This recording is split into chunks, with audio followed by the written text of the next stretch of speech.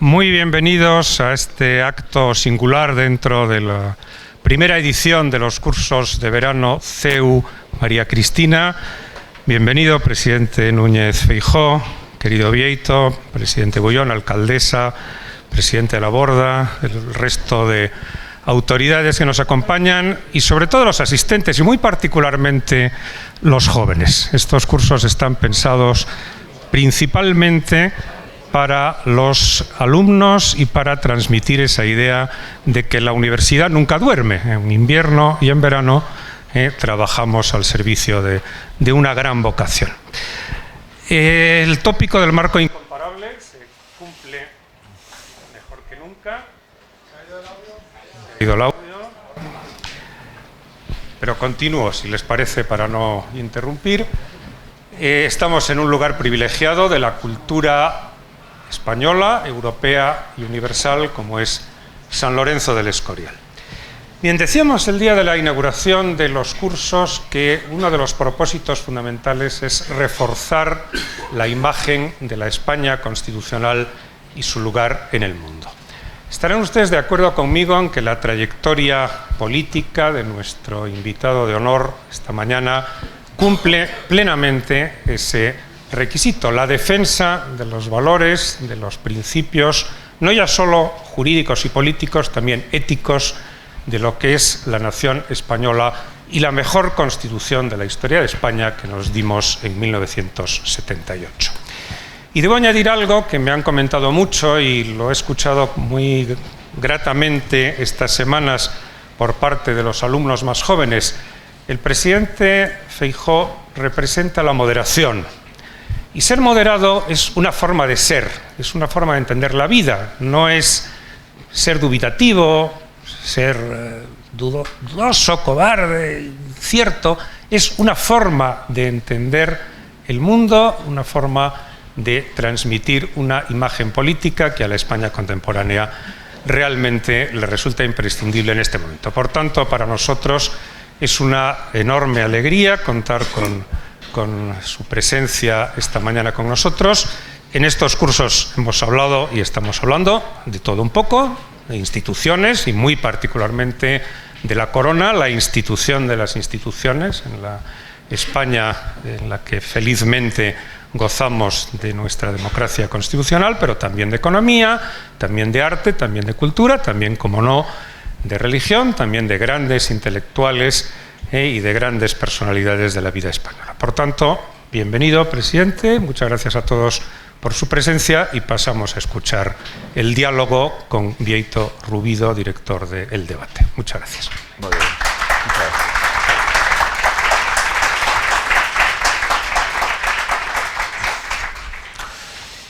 Bueno, no sé si se escucha bien.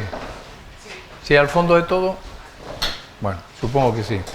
Bien, no me voy a perder en ningún prolegómeno más, porque después de la presentación del director de los cursos, de Benigno Pendas, yo creo que ya pasamos directamente a la conversación con el protagonista, que no es otro que Alberto Núñez Feijóo, presidente del Partido Popular y candidato a la presidencia del Gobierno. Entonces, mi primera pregunta, porque es la que me hace todo el mundo por la calle, a los que yo conozco, vamos, cuando vas a una comida y tal, todo el mundo te dice: ¿cuándo va a convocar elecciones Sánchez? Bueno, buenos días a todos. En primer lugar, muchísimas gracias al CEU, al rector y al equipo por esta invitación. Para mí es un honor estar en estos cursos. En segundo lugar, también estoy viendo desde aquí al presidente Laborda, al presidente Lesmes, a ministros que fueron de los gobiernos de España, Otero Novas, y por supuesto a la alcaldesa. Para mí es un honor, insisto, estar aquí. Espero poder contestar algunas preguntas que Bieito me haga, otras no se las contestaré porque él es gallego y yo también, y hay un código en el que los gallegos no contestan a todas las preguntas, aunque le interesan todas las preguntas. Me pregunta Bieito Rubido sobre lo que va a hacer Sánchez. Comprenderán ustedes que yo no quiero ser Sánchez y por tanto mi objetivo político es ser casi lo contrario de lo que es y ha sido el presidente Sánchez en la historia política de nuestro país. Bueno, en mi opinión, estamos ante una agonía pronunciada del gobierno, cercado por... quizás ningún gobierno ha tenido tantos casos de corrupción que afecten no solamente al gobierno, que afecten al partido y que afecten también al entorno familiar de un presidente. Esto no había ocurrido nunca en la democracia española. Y por tanto, pues no dependemos ni siquiera de la voluntad del presidente del gobierno, sino probablemente dependemos de algunos imputados que les interese, desde el punto de vista de defensa, poder colaborar con los tribunales, y dependemos también de unos socios que cada vez les pesa más esta situación de complicidad con la situación y con la corrupción que asola al gobierno. Yo creo que Sánchez no va a aguantar la legislatura, esa es mi opinión, pero no sabría decirte cuánto tiempo va a aguantar. Lo que sí está claro es que su objetivo es aguantar. Su objetivo es comprar tiempo, lo estamos viendo, como compra tiempo con las instituciones del Estado o con la igualdad ante la ley, o como compra tiempo con los recursos de todos los españoles en la financiación pública. Y yo espero y deseo que el señor Sánchez sea un paréntesis en la historia de política de España, en la historia democrática de España. Lo espero porque creo que será un paréntesis oscuro y que no cristalice ni se consolide en legislaturas posteriores. Ese es mi trabajo y al que le dedico todo mi afán. Pero también como español espero que, porque es bueno para la democracia, que efectivamente el periodo de gobierno de Sánchez sea un paréntesis oscuro de la historia de España. Pensando en que en ese paréntesis todos se preguntan, bueno, José María Aznar lo dijo el otro día, dijo, si Alberto Núñez Feijóo llega a la presidencia del gobierno, el Partido Popular vuelve a gobernar España, lo que tiene que hacer es tomar medidas rapidísimamente, es decir, desmontar muchas de las cuestiones muchas leyes que puso en marcha el señor Sánchez, tomar medidas como, por ejemplo, bajar impuestos, etcétera, etcétera. A mí lo de bajar impuestos me parece muy importante, pero supongo que hay muchas otras cuestiones, porque decía José María Aznar, porque si las dilata en el tiempo, le va a tener igual de protestas y por lo menos empezar desde el principio a tomar medidas, como de hecho vienen haciendo ya en los últimos tiempos muchos gobernantes en muchos países, que los primeros 15 días toman medidas trascendentales para transformar y cambiar el rumbo del país. ¿Va a hacer usted eso? Es la pregunta. Si tenemos un cambio de gobierno que perseguimos, la próxima legislatura no será una legislatura al uso, será una legislatura en la que vamos a pretender recuperar la normalidad política y también a sanear la política.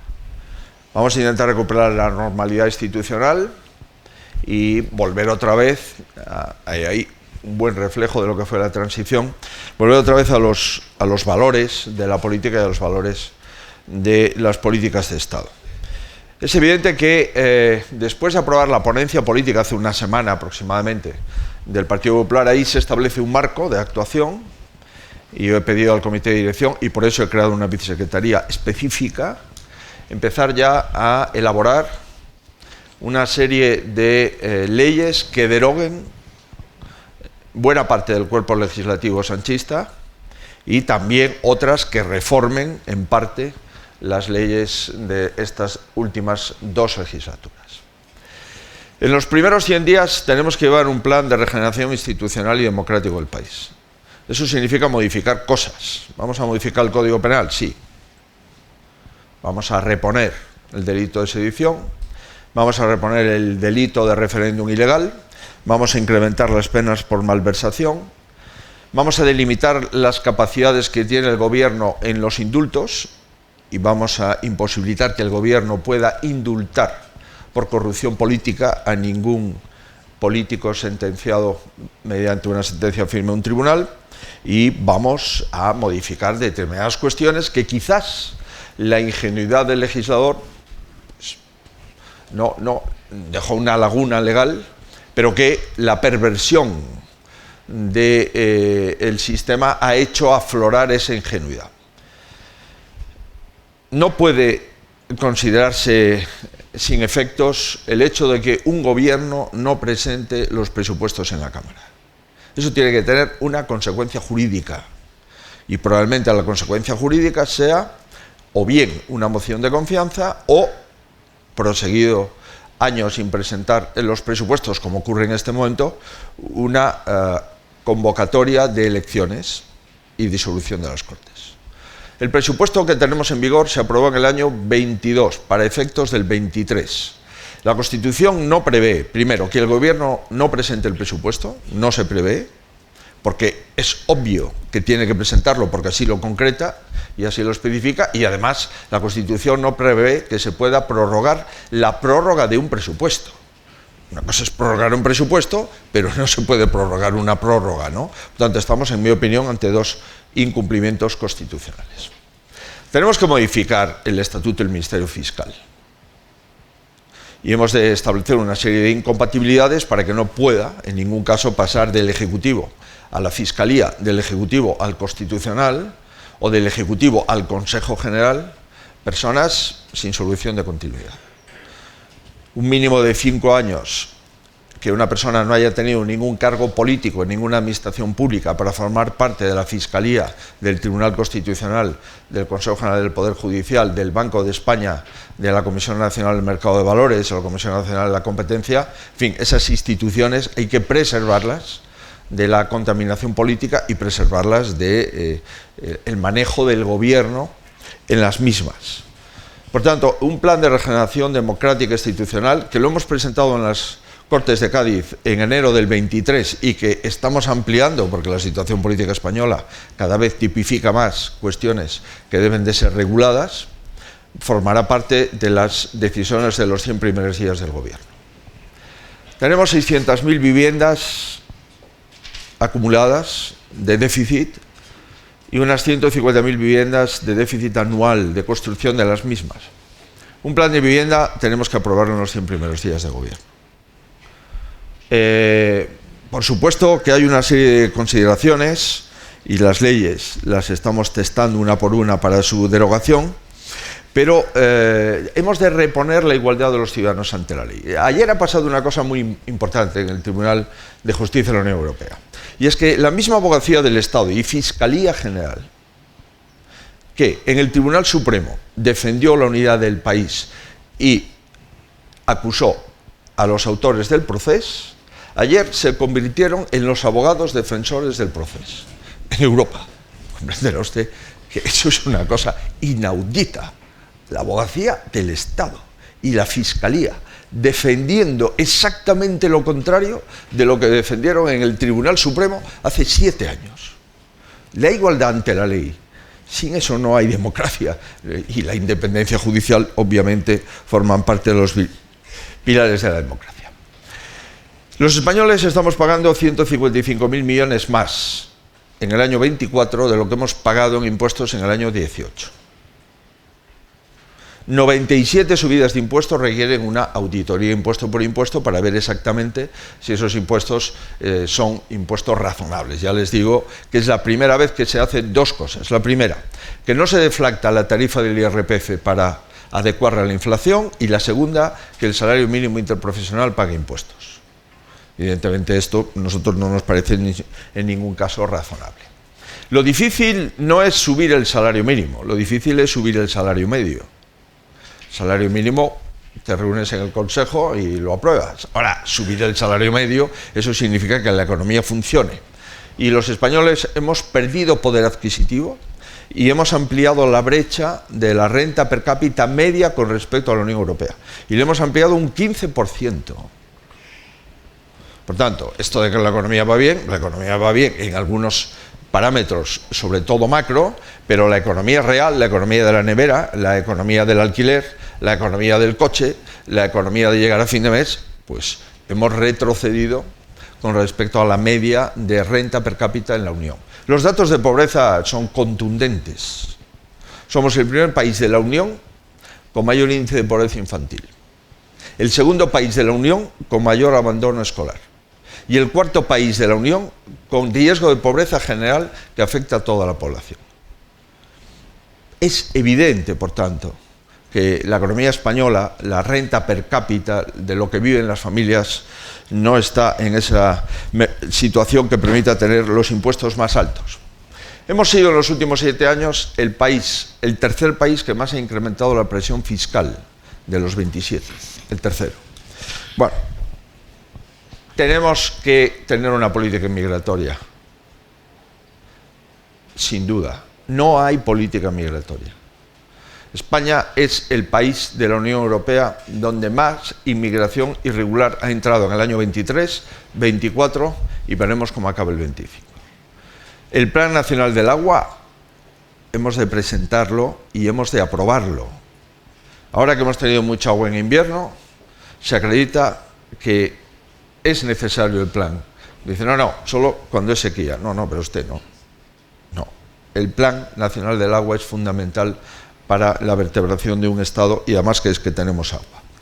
Y después tenemos que aprobar una serie de leyes que están aprobadas en el Senado y que están bloqueadas en el Congreso.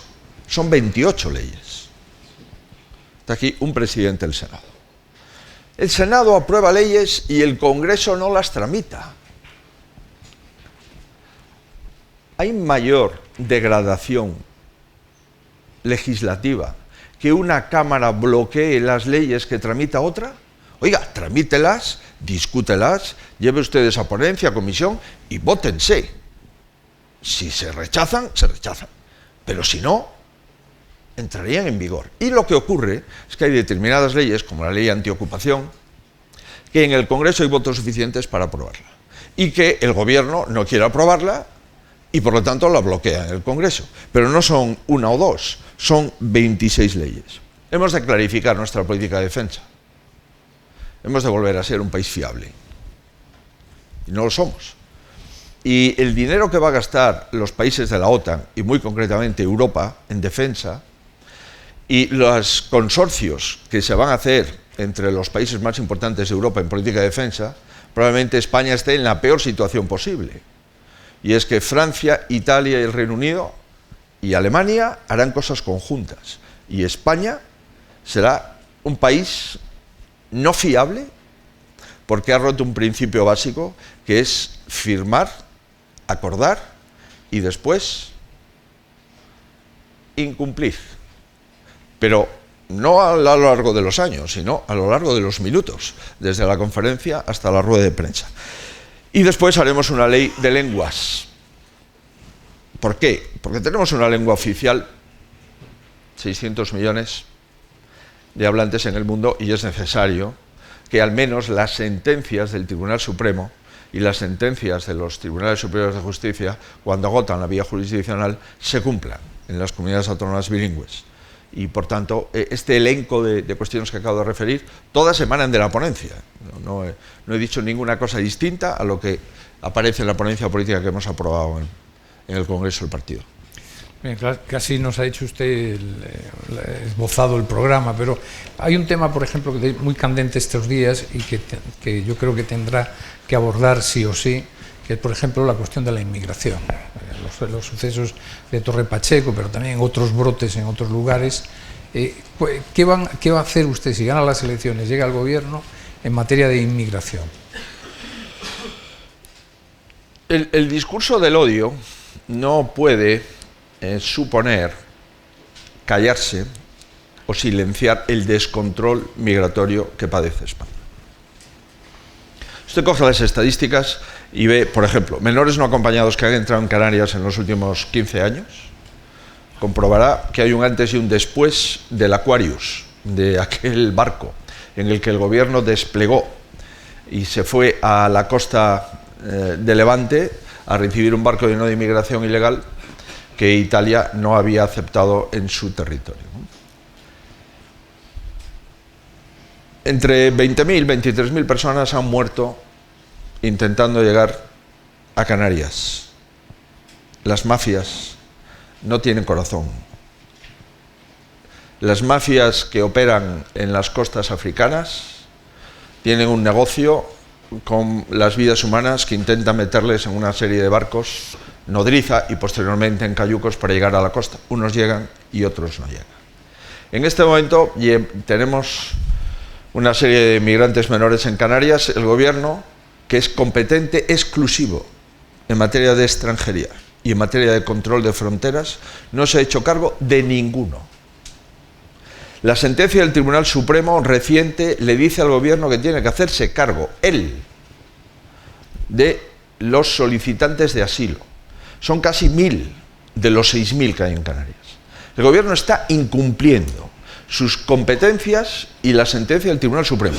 El Supremo le ha requerido hace pocas semanas cómo está el grado de ejecución de la sentencia de los aproximadamente 1.000 menores que son competencia, la gestión de los mismos del Gobierno de España, por imperativo del Supremo. En mi opinión, son competencia en su totalidad.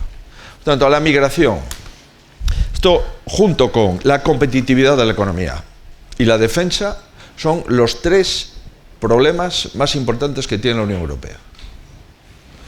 Si usted ve las declaraciones de un primer ministro, ya sea la italiana o el británico, aún no estando en la Unión, o el francés o el alemán, Polonia y Alemania tienen una enorme tensión porque los polacos se han plantado y están incumpliendo el Schengen y están pidiendo controles en la frontera con Alemania. Bueno, pues aquí la inmigración es la ausencia absoluta de política y de responsabilidad. Y se intenta trasladar y echar a los partidos la irresponsabilidad del gobierno. Pero no.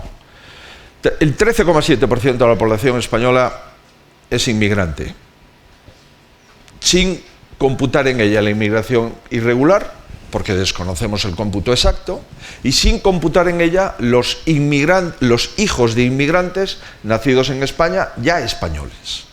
Entonces tenemos más de 6 millones de personas, migrantes censados, más los irregulares, más los ya españoles hijos de inmigrantes. Y esto es una realidad. Nosotros necesitamos migración, sí, como toda Europa. Tenemos sectores productivos en los cuales los migrantes son determinantes, sí.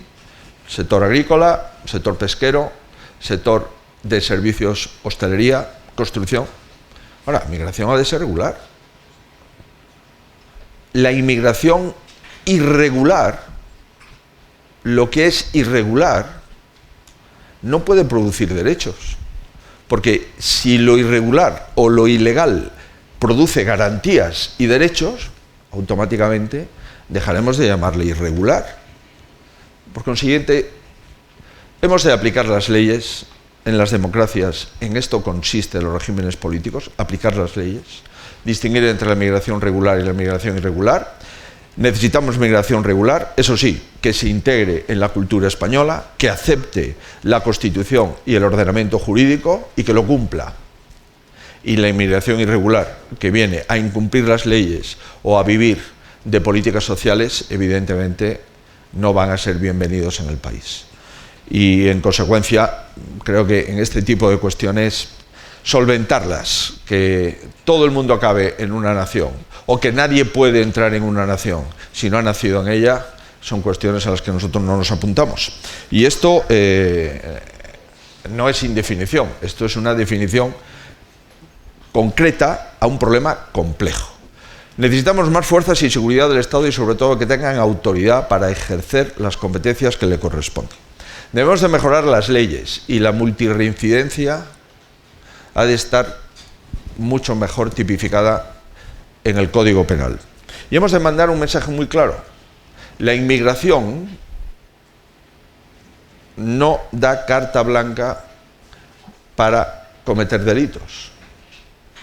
Y por tanto, debemos de ser claros y contundentes. Ayer hablaba con el alcalde de Torre Pacheco. 40% del censo son inmigrantes. Entre inmigrantes y hijos de inmigrantes, que son españoles a todos los efectos. Torre Pacheco no puede producir y no puede ser un lugar de enorme producción agroalimentaria sin la inmigración. Los que producen la paliza a Manuel, creo que se llamaba, o Domingo, perdón, eran inmigrantes que no eran de Torre Pacheco. Por tanto, lo que pide el alcalde es, oye, aquí tenemos tensiones, es verdad, hay algunos inmigrantes que no trabajan, sobre todo jóvenes, que no quieren trabajar, que no quieren estudiar, el nivel de delincuencia en algunos barrios es muy superior a la media y lo que necesitamos es seguridad. Y no la tenemos. Porque como mucho tenemos una patrulla de la Guardia Civil y a veces la Guardia Civil tiene que acudir a la policía urbana para solucionar tensiones que se producen en determinados barrios de Torre Pacheco. Ahora bien, los que han venido para tensionar, para inocular el discurso del odio, para incrementar la inseguridad en Torre Pacheco, no pueden ser bienvenidos, ni pueden ser jaleados, ni pueden ser apoyados. La delincuencia no se reduce con más delincuencia. Las leyes se tienen que cumplir. Lo que no puede ser es que ante un problema como el que hemos tenido este fin de semana en Torre Pacheco, el ministro del Interior esté en Wimbledon viendo si gana Carlos Alcaraz o no. Y que los antidisturbios hubiesen llegado, por decisión del ministro del Interior, tarde. Porque esto debería haberse previsto y debería haberse, por lo menos, perseguido y solucionado. En definitiva, tenemos una política migratoria europea, tenemos muy claro que aquí se viene a trabajar y a insertarse en la población española, y los que no se insertan en la población española y no vienen a trabajar, no les podemos admitir. Y tenemos muy claro otra cosa: un inmigrante irregular que delinque en España tiene que ser reportado de forma inmediata. Inmediata. Un señor que está de forma irregular, además, si delinque, comprenderán ustedes que no cabe más que la deportación y la expulsión de un país. Entiendo yo que este tipo de políticas deberían ser políticas de Estado, porque si ya Europa está legislando al respecto, lo que parece razonable es que los países miembros al menos acepten lo que después en el Consejo aprueban. Los primeros ministros aprueban cosas en el Consejo y cuando llegan a su país no las cumplen, o bien porque dicen una cosa en Bruselas y otra en Madrid, o bien porque sus socios les impiden ejecutar las políticas europeas que previamente aprueban. Sí, pero el problema migratorio, señor Feijóo, está muy focalizado. Es decir, nosotros tenemos una comunidad hispanoamericana que se integra admirablemente bien, por razones de idioma, de cultura, de valores, de religión, y tenemos una migración subsahariana que es escasamente conflictiva, pero el problema mayor está justamente en la gente que viene del norte de África. Y digo esto a propósito de las líneas maestras en materia de política exterior. Es decir, en fin, cualquiera que vaya a la escuela diplomática sabe que hay 3-4 líneas básicas desde hace más de 50 años. Es la relación especial con Marruecos, el área hispanoamericana, las buenas relaciones con Estados Unidos, Europa, lógicamente, y las buenas relaciones con Estados Unidos. La pregunta es, ¿cuál va a ser la línea o las líneas básicas de su gobierno en materia exterior y de manera muy especial con Marruecos, país con el que tenemos una historia larguísima de encuentros y desencuentros y que es precisamente ahora mismo el foco de nuestros problemas en materia migratoria? No vamos ahora a poner una venda entre los ojos creyendo que este problema es un problema de un argentino espabilado que apareció en Torre Pacheco. Bueno, ayer tuve un encuentro en off con los corresponsales extranjeros en España. Había más de 24 medios. En mi opinión, el señor Sánchez ha dejado de ser un líder internacional a convertirse en un problema internacional. Nuestra posición en la cumbre de la OTAN tiene que pasar a la historia del manual de lo que no se puede hacer. Hemos hecho el ridículo internacional en materia de seguridad y en materia de exteriores. Y eso, evidentemente, pues se ha comentado y se comenta en todas las cancillerías y en todos los ministerios de defensa. España tiene que ser un país seguro, por supuesto. Y la legítima defensa es un principio básico. Nosotros no pretendemos invadir ningún país. Nosotros pretendemos defender nuestro país. Y es algo que uno no puede renunciar a defender los derechos de la gente, a defender el patrimonio de la gente, a defender un territorio. En definitiva, no se puede tener tanta hipocresía diciendo una cosa y su contraria en función del momento en el que te toque hablar. Lo que no puede ser es que la política de defensa en España dependa de lo que quieran los socios para mantener el gobierno de Sánchez. Es que un primer ministro no puede decidir la política de defensa por lo que lo obliguen los socios a hacer o decir. Que España tenga una serie de ministros que planteen la salida de la OTAN, pues es algo inaudito en la Unión Europea. Pero es que es inaudito en España desde el año 82. Mejor dicho, desde la fecha del referéndum de entrada en la OTAN. Ese es un asunto zanjado. La OTAN son aproximadamente 1.400 millones de ciudadanos que han decidido defender el Estado de Derecho, las democracias y, por tanto, la libertad. Y esto es nuestro sistema de defensa. Y en ese sistema de defensa tenemos que estar. Y tenemos que ser consecuentes con las necesidades y con los compromisos que en cada momento se planteen.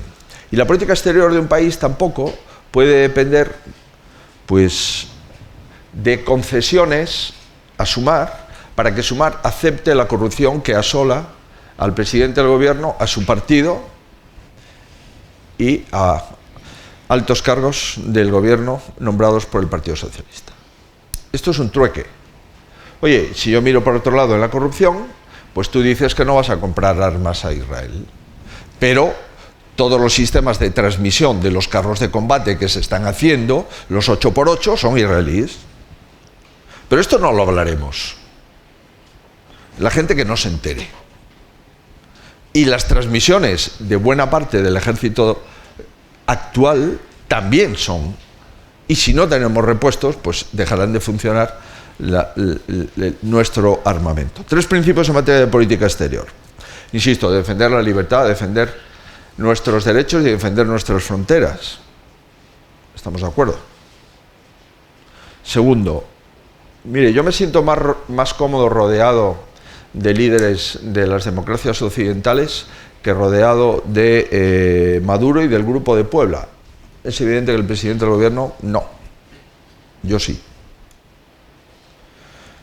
Explicar a un europeo que España acepta, mira para otro lado, se calla, no interviene en el golpe que ha dado el señor Maduro en Venezuela es algo inaudito. Siempre miran para un español en una reunión de países de la Unión cuando se habla de un país hispanoamericano, iberoamericano. Siempre miran para el español. Y después resulta que ha tenido que ser la oposición, el Partido Popular, el que haya convencido a la mayoría del Parlamento Europeo de aceptar como presidente electo al señor Edmundo González. Y el Partido Socialista y el Gobierno de España en contra. Pero ¿qué política exterior? ¿Qué política iberoamericana? ¿Qué política hispanoamericana puede tener España con este principio? ¿O se está con la democracia o no? Y la democracia es un principio básico donde el gobierno español tiene que sentirse cómodo. Segunda, en mi opinión, política exterior. Oiga, control parlamentario. Control parlamentario. Usted no puede obligar y llegar a acuerdos desconocidos para la nación que obliguen a la nación y mucho menos que después obliguen a gobiernos posteriores.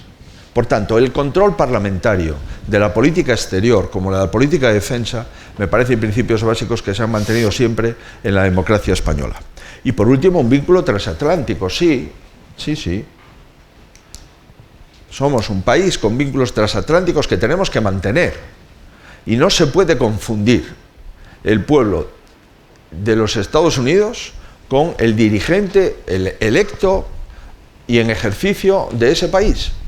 Los americanos han hablado, han votado, han elegido un presidente. Puedes estar de acuerdo, en desacuerdo con lo que dice, en parte o no. Lo que no puedes es pensar que le interesa a tu país un planteamiento hostil contra un país aliado en defensa y uno de los socios comerciales más importantes del mundo. En consecuencia, esos tres principios me parecen básicos. Defender la libertad y la democracia en cualquier país del mundo. 2, control parlamentario de la política exterior y de la política de defensa. Y 3, mantener un vínculo transatlántico, lo cual no significa, lógicamente, pues estar de acuerdo con todo lo que se haga o con todo lo que se diga. Mire, sobre Marruecos. ¿Alguien aquí en la sala sabe qué es lo que se ha pactado con Marruecos? Yo no. Si alguien lo sabe, nos podemos pronunciar. Yo tengo una reunión con el primer ministro marroquí, a petición suya. Y la reunión cordial, absolutamente, de respeto mutuo, y me siento muy satisfecho de mantener esa reunión. Me hizo una serie de reflexiones, y yo le hice las mías, y me hizo una pregunta: si yo iba a mantener los acuerdos y los compromisos de España con Marruecos. Dije, verá usted, hay un principio básico en mi actuación política, que es no mentir. Y no mentir además en temas esenciales. Y si usted quiere que no le mienta, yo solamente le puedo contestar de esta forma. Yo desconozco qué es lo que tengo que hacer, cuáles son los compromisos que tengo que mantener, porque en España esos compromisos no se conocen. Por tanto, primer ministro, no me pida que me comprometa a cumplir un compromiso que ignoro el contenido y alcance del mismo, salvo que usted me lo quiera explicar. Y entiendo, añadí, que usted no tiene por qué explicarme, ni yo le pido ninguna explicación. Bueno, pues acabó la reunión. Por tanto, y además se dio la circunstancia, lo cual me ha molestado doblemente, que el día en el que tengo el primer despacho con el señor Sánchez, como presidente del partido después de elegirme en el año 22, era el día que él viajaba, posteriormente a mi encuentro, a Marruecos, a entrevistarse con el rey de Marruecos y con el gobierno. Dije, oye, yo no tengo ninguna información de esto. Respuesta, oye, es que ha habido un momento de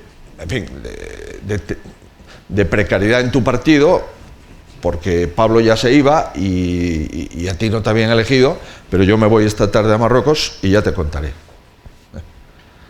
Pues cero información sobre Marruecos. En política exterior, es que el tiempo se nos come. Dos muy breves, lo más breve posible. Trump y aranceles y la relación con von der Leyen, que era una señora que estaba al parecer muy seducida por el señor Sánchez, en el mejor sentido de la expresión, políticamente hablando, claro. Ve usted,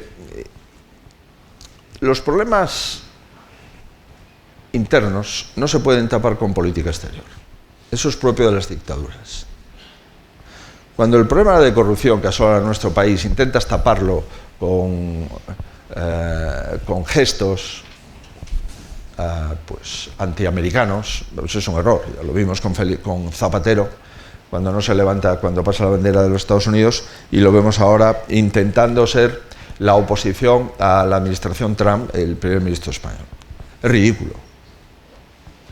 Me parece ridículo.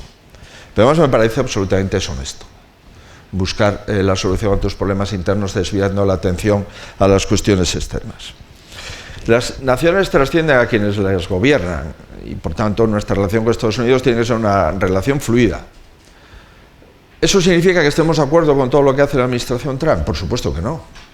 ¿Eso significa que nosotros tengamos que mirar para otro lado cuando los intereses de España están afectados por decisiones de la administración Trump? En ningún caso. El primer ministro español se debe a defender los intereses de su país. Y defender los intereses de su país es decir en lo que estamos de acuerdo y también concretar y cuestionar en lo que no estamos de acuerdo. Pero no con una cuestión ideológica perseguir al presidente de los Estados Unidos. Me parece, insisto, absolutamente ridículo. Tenemos que ser leales con nuestros aliados. En este momento el problema de Europa es la frontera este, pero la frontera más compleja de Europa es la frontera sur. Y nosotros, junto con los italianos y los griegos, somos esa frontera. Y si no somos leales con nuestros aliados, es evidente que nuestros aliados nos corresponderán con la misma deslealtad en el caso de lo que necesitemos. Ursula von der Leyen. La gobernanza europea es una gobernanza muy compleja porque necesita unanimidad en las decisiones del Consejo. Y eso significa, cuando no tienes mayoría, que tienes que armar acuerdos entre el IPP, el Partido Popular, entre los socialistas, los liberales, los de Macron, los verdes, y eso fue lo que pasó en la legislatura anterior. En este momento la mayoría de los comisarios son del Partido Popular. La presidenta obviamente lo es, la presidenta del Parlamento también, y tenemos que hacer una legislatura absolutamente distinta a la legislatura anterior. Ahora el Partido Popular Europeo tiene que acreditar que tiene una política distinta de la que tuvo que aceptar en la legislatura anterior simplemente para mantener la gobernanza. La desregulación no puede ser simplemente un concepto. Las políticas energéticas, fíjese lo que hemos avanzado. Hemos pasado de decir que todo era verde y cerrar las nucleares a decir que las nucleares son energía verde, en la misma comisión. Es sorprendente esto, ¿eh? Sorprendente. Por tanto, hemos de adecuar las políticas climáticas, que el cambio climático es un problema mundial, hemos de adecuarlo a la competitividad de la economía europea. Europa no llega a ser el 7% de la población mundial. Intentar con el 7% de la población mundial solucionar el problema del mundo, además de absolutamente ingenuo, me parece absolutamente disparatado. Lo cual no significa en ningún caso que el camino que tracemos en la lucha contra el cambio climático sea un camino sólido, apoyado en evidencias científicas, y un camino que no tenga vuelta atrás. Pero la competitividad de nuestra industria y de nuestra economía no puede quedar soslayada por determinados planteamientos que se han visto cómo se reforman en función del momento oportuno y del político oportuno. Porque de cerrar las nucleares a considerarlas energía verde, comprenderá que, en fin, es una enmienda a la totalidad. Yo creo, honradamente, que esta legislatura va a ser distinta, y que esta legislatura tenemos que avanzar en la competitividad de la economía europea, tenemos que buscar socios en Asia y en otros lugares del mundo, como India, como Australia, como Sudáfrica, donde vender con unas reglas arancelarias adecuadas. El Mercosur, con todos los problemas que tiene en algunos productos agroalimentarios, es una oportunidad para Europa. Y por tanto hemos de ser pragmáticos y tener claro una cosa: si usted quiere mantener el bienestar más ambicioso del mundo, lo tiene que financiar. Y si lo tiene que financiar, tiene que tener una economía competitiva. Y las reglas para mantener una economía competitiva las ha usted de reformar. Porque si no, el estado del bienestar empezará a decaer, el viejo continente, que ya lo es, se convertirá en el anciano continente y no podremos mantener el espacio de libertad y de bienestar que tiene Europa en ningún caso. La competitividad de la economía europea es un problema de primer orden. Y si no, que se lo pregunten a Alemania o que se lo pregunten a Francia. Es un problema de primer orden. Por tanto, yo espero que en esta legislatura se hagan cosas distintas de las que se han hecho en las anteriores, en materia de competitividad de una forma clara, en materia de regulación también, por supuesto que también. Vamos a volver a España. Vamos a hablar de Vox. Vox es una escisión, al menos si se puede pensar en los votantes que que eran votaban al Partido Popular. Es decir, en el año 2011 el Partido Popular alcanza casi los 11 millones de votos. Ahí tiene que haber esos 3 millones de votos que en las últimas elecciones han votado a Vox. Varias preguntas que se hace mucha gente. En primer lugar, ¿por qué se llevan tan mal? ¿Por qué se llevan tan mal los del PP con Vox, los del Vox con el PP? Y en segundo lugar, que cómo no llegan a acuerdos, porque la prioridad ahora mismo, efectivamente, en democracia es una alternancia democrática, pero una alternancia y una alternativa a este actual gobierno. Pero claro, si no suman entre los dos, se va a reproducir el esquema que tenemos ahora mismo. ¿Qué reflexión le merece esta cuestión? Bueno, yo creo que lo importante es analizar lo que hace uno y lo que hace otro, lo que dice uno y lo que hace otro, y pues cada uno tiene su conclusión. Yo respeto absolutamente ese partido político, no coincido con él en muchas cosas. Segundo, le pido el voto y quiero que me voten los que han votado a Vox. Y tercero, Vox no es un cordón sanitario para el Partido Popular. Yo creo que soy más honesto con los votantes de Vox, yo, de lo que son los dirigentes de Vox con sus votantes.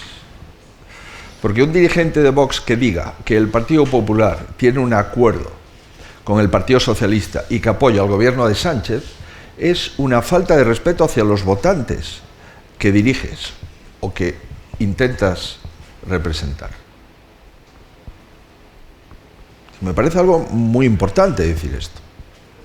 Porque cuando se dice que el Partido Popular y el Partido Socialista somos lo mismo, y se dice por parte de los dirigentes de Vox, le están faltando al respeto, primero, a sus votantes, y segundo, a la inteligencia de los españoles. Solo tengo un objetivo, cambiar el gobierno de mi país. No pierdo mucho el tiempo en aquellos que dicen tener el mismo objetivo. Lo que no entiendo es por qué ellos pierden el tiempo haciendo oposición al PP. No lo entiendo. Oiga, podemos discrepar sobre un asunto, pero sobre lo mollar, que es que haya un cambio democrático en España, no deberíamos de discutirlo.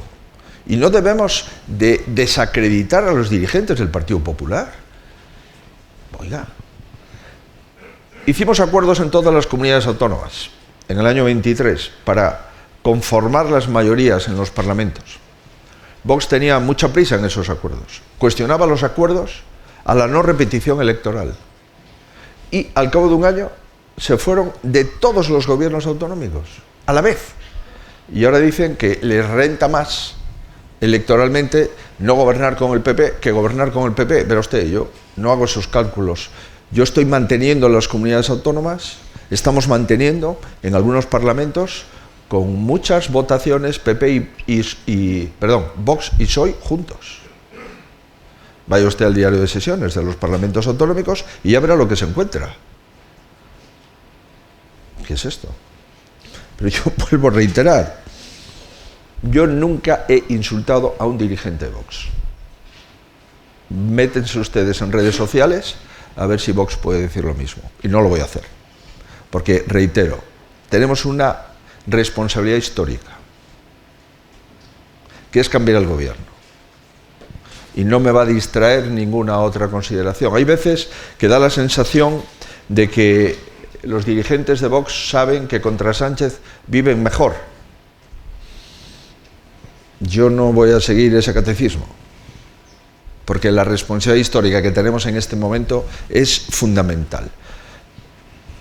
Mi objetivo es gobernar en solitario mi país. Sería sorprendente que un candidato a la presidencia del gobierno diga que su objetivo es hacer una coalición. Hombre, ¿de verdad que usted no tiene como objetivo gobernar su país y ganar las elecciones con claridad? Pues claro que lo tenemos. Nunca habíamos sacado mayoría absoluta en Andalucía, la tenemos. En Madrid perdimos con Gabilondo. Hoy tenemos una mayoría absoluta absolutamente consolidada. En 4 años. Es verdad que La Rioja es un lugar pequeño, pero es una comunidad autónoma. En Galicia llevamos 5 mayorías absolutas consecutivas. Por tanto, nuestra vocación es de tener un gobierno sólido, estable, que tenga una coalición, que es la coalición de la noche electoral, la coalición de las urnas, la coalición de los votos. Eso es legítimo. Y añado, Y si no tengo esa mayoría, haré acuerdos con Vox en aquellos asuntos mollares para el país en los que su programa electoral y el nuestro puedan aproximarse. En este momento, de 6 comunidades autónomas que gobernábamos con Vox, y Vox se ha ido de todos los gobiernos, hemos llegado a acuerdo para el presupuesto en 3, y en las otras 3 no hubo posibilidad de hacer acuerdo.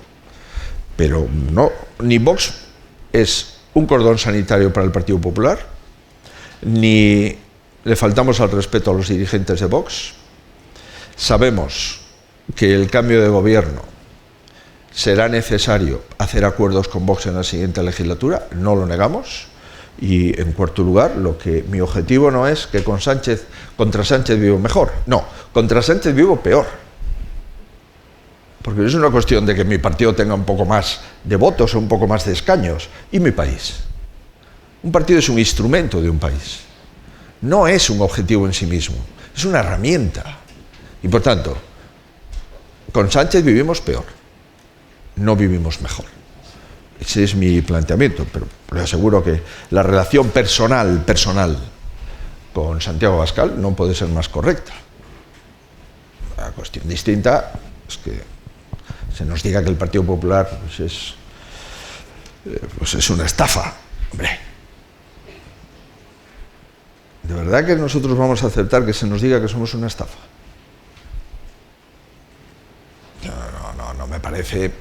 No me parece proporcionado esto, ¿no? Pero dicho esto, oye, mi problema, y ya le he dedicado más minutos de los necesarios, no es Vox.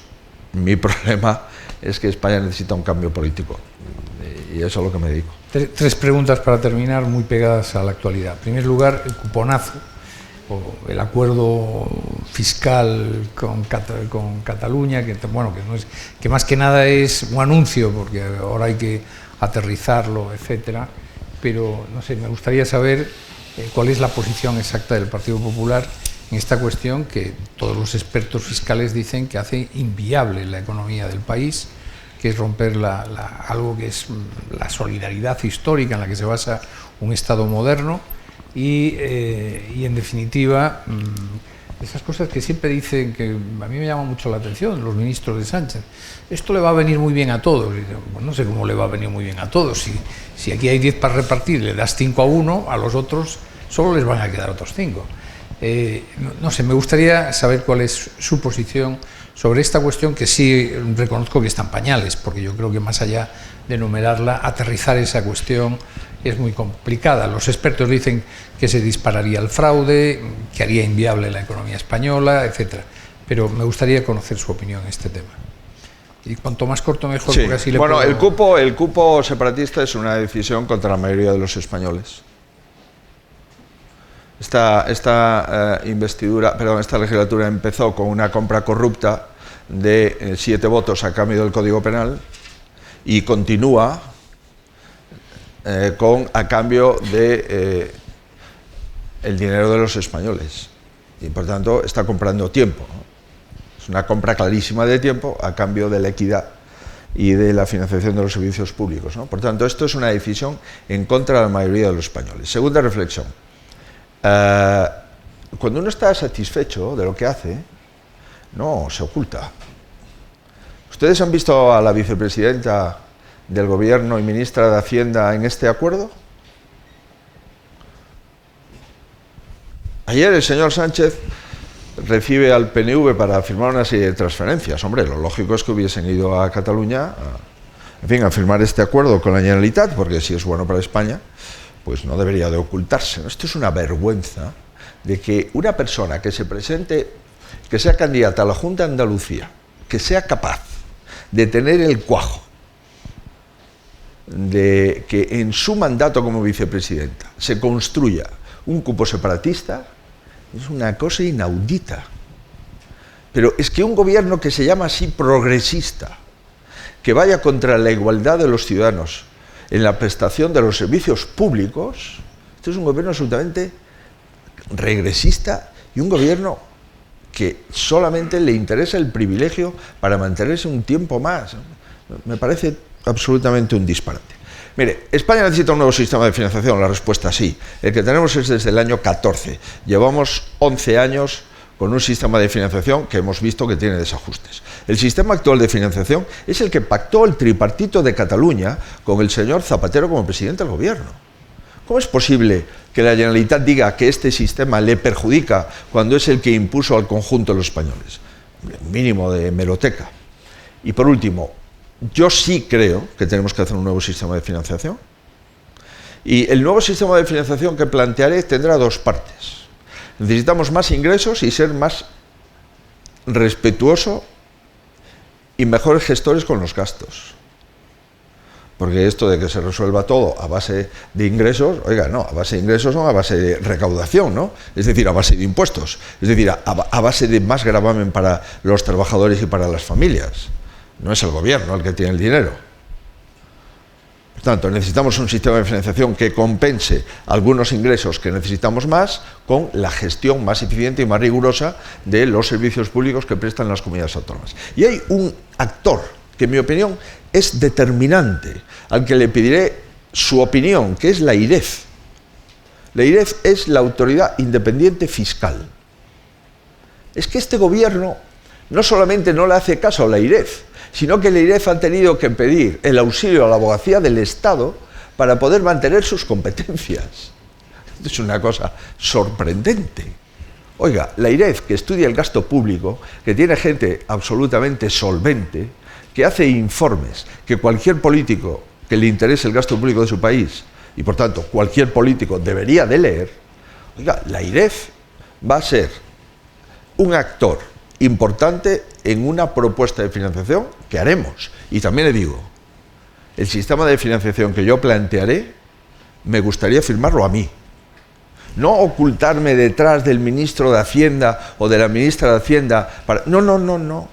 Oiga, vengo de una comunidad autónoma, he gestionado servicios públicos en el gobierno de España, sé perfectamente que los servicios públicos son fundamentales, que la viabilidad de los mismos es el objetivo fundamental de un político, y si usted está de acuerdo con un sistema de financiación, hombre, el presidente del gobierno es el primero que tiene que firmarlo y responder en las Cortes, ¿no?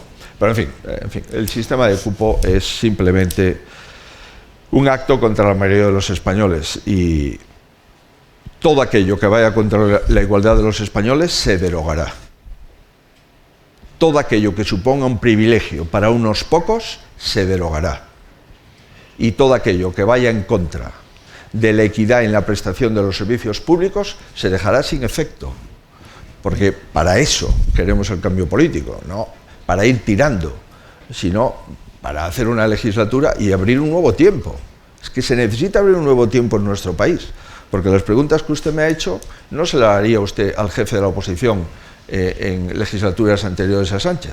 Quizás durante algún tiempo a Zapatero, pero ni en la época de González, ni en la época de Suárez, ni en la época de Rajoy o Aznar, el jefe de la oposición tendría que estar preguntando ¿qué es lo que hemos acordado con Marruecos?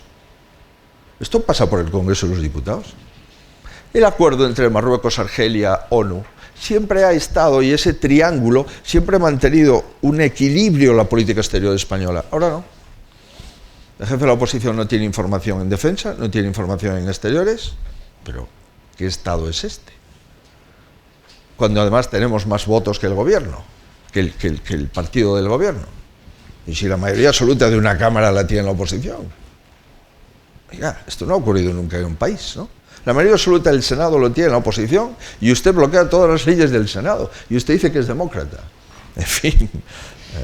Dos preguntas breves. Una, ¿qué opinión le merece la información de la abogacía de la Unión Europea ayer sobre la cuestión ante el TJUE de la amnistía? Bueno, se acaba de iniciar la vista. Lo primero que tengo que hacer es que nosotros vamos a respetar lo que diga el Tribunal de Justicia de la Unión Europea. En esto consiste la democracia, ¿no? ¿Cuál es nuestra opinión? Nuestra opinión es que la amnistía es inconstitucional.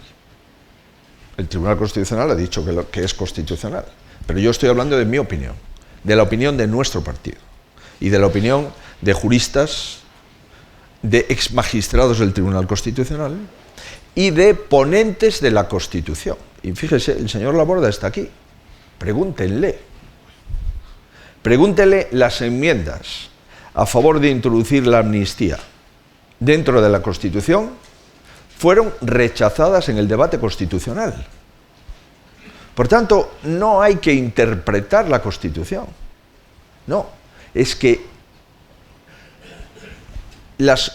los antecedentes del texto están lo suficientemente explícitos en el debate constitucional.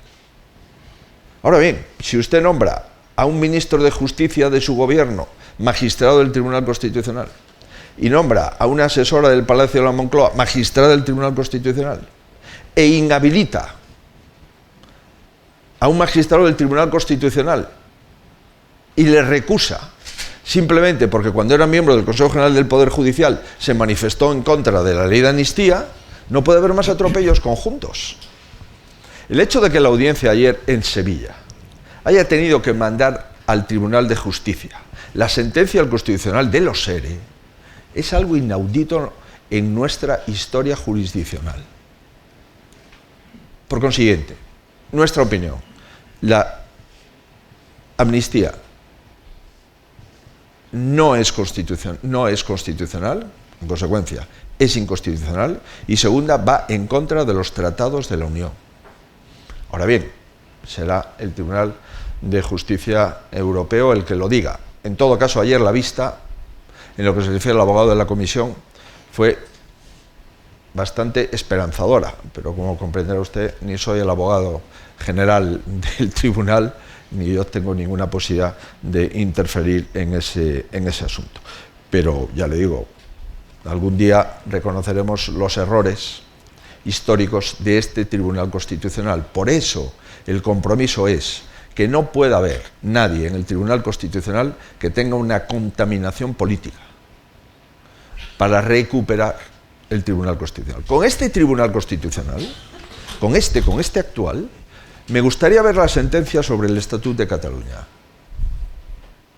Probablemente diría que es conforme a la Constitución en su totalidad. Fíjese cómo hubiera cambiado la historia de España. Es muy importante, pues, que el Tribunal Constitucional no tenga ningún tipo de intoxicación política en su seno. Es fundamental. Hablando de la historia de España, en fin, está aquí efectivamente un ministro que fue de Educación, José Manuel Otero Novas, Jaime Lamo de Espinosa, que fue ministro de Agricultura en la UCD, fueron protagonistas, como Laborda y como otros, de una transición que a efectos de mucha gente fue ejemplar a nivel internacional. Pero casi 50 años después ha habido fallos inevitables, como toda obra de seres humanos. Está Elio Gallego, a lo mejor me puede ayudar. Hay una profesora sueca que estuvo la semana pasada aquí en estos cursos de verano y dijo una cosa que nosotros publicamos una entrevista suya en El Debate que me llamó mucho la atención. Me vino a corroborar algo que yo sé, como sabe todo el mundo, que es, ella dijo, me sorprende mucho lo poco que se le habla a los alumnos españoles de su país, de su historia, de querer a España. Eso se lo dicen en Francia, en Alemania, en Inglaterra, en Estados Unidos, pero hasta en el Sudán. Es decir, el amor a su país, a su tierra, contarles la historia.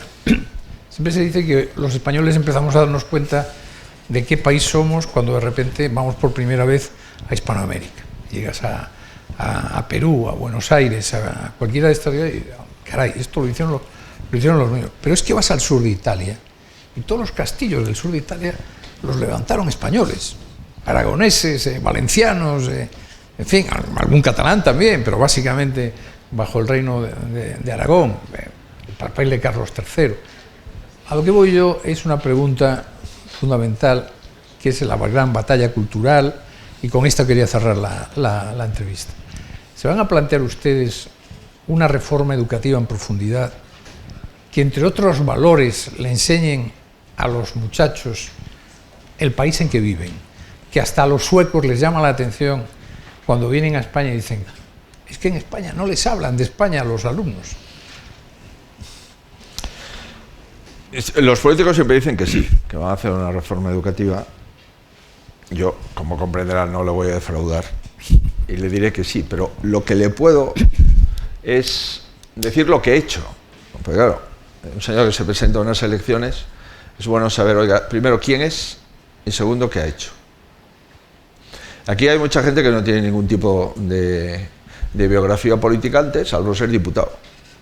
Y entonces, bueno, oye, pues ¿qué decía cuando hablaba en el Congreso o en el Senado? ¿No? Yo ya eso no lo puedo hacer, porque lo que he hecho, la gente lo sabe, o al menos lo sabe si quiere echarle un vistazo, ¿no?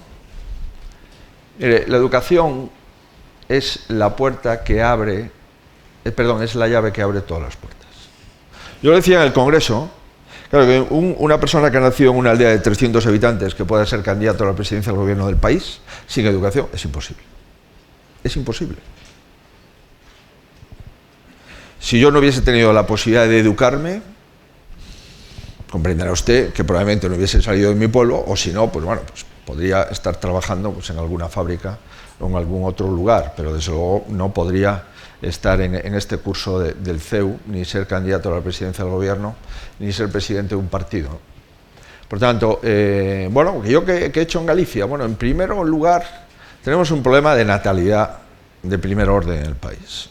Entonces, hemos hecho cuentas y hemos buscado el dinero, y empecé con la crisis del año 9 y siguientes, prima de riesgo, 600 puntos, en fin, ajustes, bajada de retribuciones del gobierno de Zapatero, al 5% de media a los empleados públicos, en fin, fue como una... Pero bueno, llegó un momento en el año 14-15 que empezó a despegar la economía y bueno, lo primero que hice es juntar dinero para las escuelas infantiles. Porque me parece que cuando tienes hijos y trabajas, pues eso es una herramienta importante. Primera cuestión. Segunda, apostar por la formación profesional. Y es que hoy en Galicia hay más gente en formación profesional que en bachillerato. Y el porcentaje de inserción en FP supera el 95% el primer año. Dentro de la FP, además, apostar por la FP dual. Tercero, oiga, las universidades o son excelentes o no son. Y me parece que el tema universitario debemos de tomarlo con mucho rigor, porque de ahí salen pues, los graduados, pero empiezo por donde inicié. Oiga, la educación infantil, la primaria y secundaria, por supuesto, la FP, la universidad.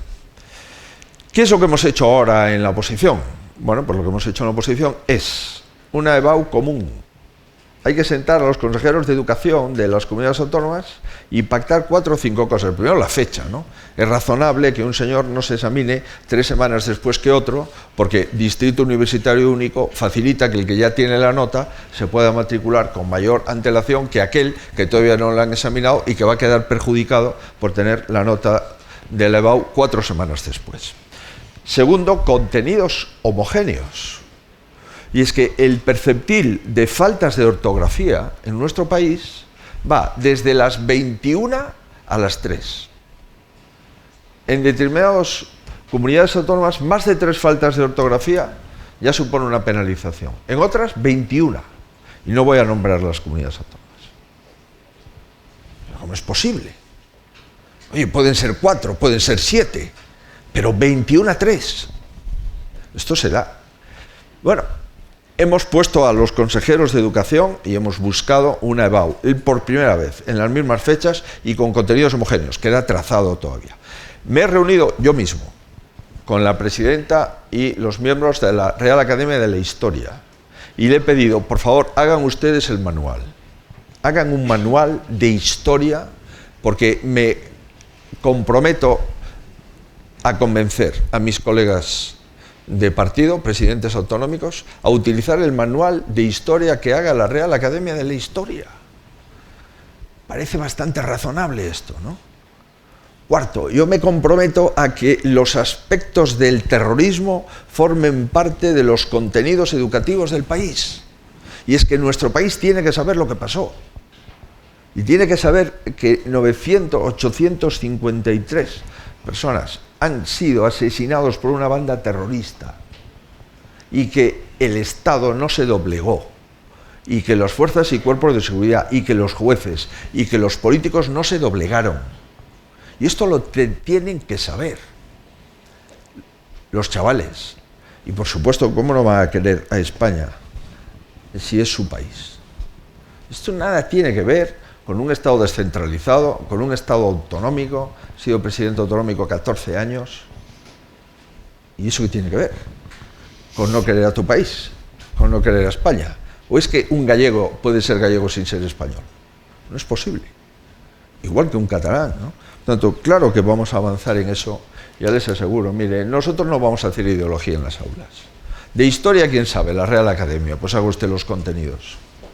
Y vamos a intentar que los contenidos de historia sean los contenidos comúnmente admitidos en la primaria y en la secundaria en el país. Y así iremos academia por academia para concretar. Y he visto receptividad. Bueno, no es fácil, ¿eh? Porque llevamos 30 años en el que la gente no se preocupa de esto. Y cada día peor.